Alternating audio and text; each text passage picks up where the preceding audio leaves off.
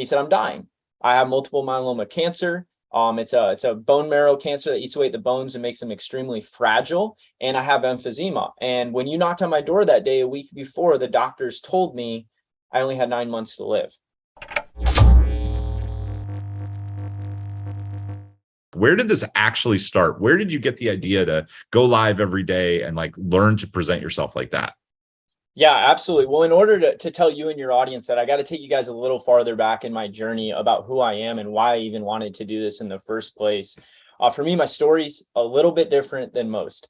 At 3 months old, my father went to prison. He's still incarcerated today. I was raised by my mom. My dad was a biker gang leader. And because of that, I grew up in a home without a father. And at that, I grew up in a really poor home. We grew up in a small town in Michigan called Alamo, right out of Otsego, which is right outside of Kalamazoo. That tells you how small it was. A couple thousand people.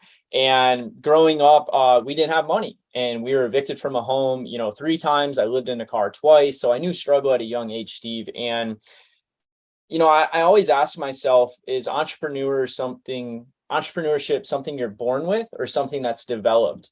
And I don't know, but I feel like it was a combination of the two for me, because there was only two ways this was going to go. I was going to repeat history and follow the way that my family was, or I was going to create my own history. So at 13 years old, I told my mom, like, hey, I'm going to start my own business. Mom's like, what do you mean you're going to start your own business? I was like, it's simple. We live on the small country road. We have like 8 neighbors. I'm gonna knock on all of their doors. And I'm gonna offer to do yard work for them. So that was my first business, 13 years old. And I'll never forget the day I went over and I knocked on my neighbor's door, Steve, and his name was Wally. And I knocked on Wally's door. And I'm like, hey, Wally, I would love to do some yard work for you, or, pick up rocks, out of your yard, mow your yard, weed your garden, pressure wash your deck, whatever. I'll do anything to make a few bucks. And I often wonder, he knew our home was a little rougher than his. He was more prominent, had a nicer home, had a pool. We were more spaced out. We grew up in the country. And I feel like he just saw this like young, ambitious, insecure, broken little boy.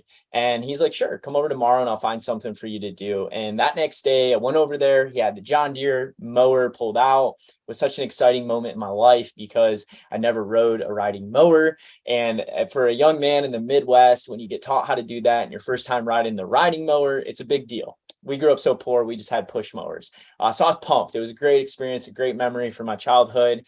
And when I got done, Wally, it's like, hey, sit down. He's paying me $5 an hour. And he's like, he slides me a Sprite and he's like, I want to talk to you. He's like, tell me about yourself. And he begins asking me questions. And he's like, what do you want to be when you grow up? What do you care about? What are you passionate about? What do you feel like you're good at? And just no one had ever spoke to me in that way before. And I didn't realize until now he was mentoring me. And he was beginning to plant seeds and really, put some confidence in this young boy. So much so that I started going over there almost every day after school. He would find work for me. He had a business and I would work in his business and I would learn from him. He would mentor me and we listened to Tony Robbins tapes and Earl Nightingale tapes. And I was getting exposed to things that I wouldn't have normally been exposed to. Now, Cody, why are you telling my audience this story? Because that man changed my life. Now, so much so that I moved in with him. And at 13, so I met him at 13, I moved in around 14. And when I moved in, I knew that he was like late 50s, early 60s. He was getting sick. And I could tell like he had something wrong with him, but it was never something that was talked about. And he sat me down. He said, Cody, I got to tell you something if you're going to move in with me. He said, I'm dying. I have multiple myeloma cancer.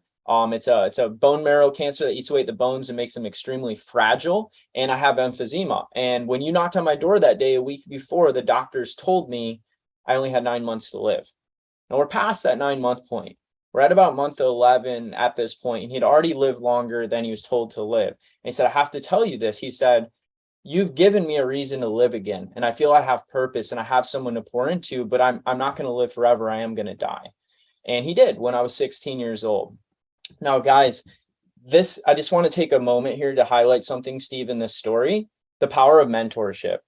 The power of pouring into someone, especially older people that have some wisdom. Had that man not done that for me, I would never be the man that I am today. Are you looking to scale your business but trying to figure out how to get your message across? Well, go to storyselling.how to grab my free course that will show you how to discover everything that you need to build your business through stories. These stories work whether it's in social media, email, or public speaking. There are 5 core stories that you'll learn. You'll be able to use all of them by the time you're done with this course. Again, that is storyselling.how. If you enjoyed today's episode, make sure to tune in next time.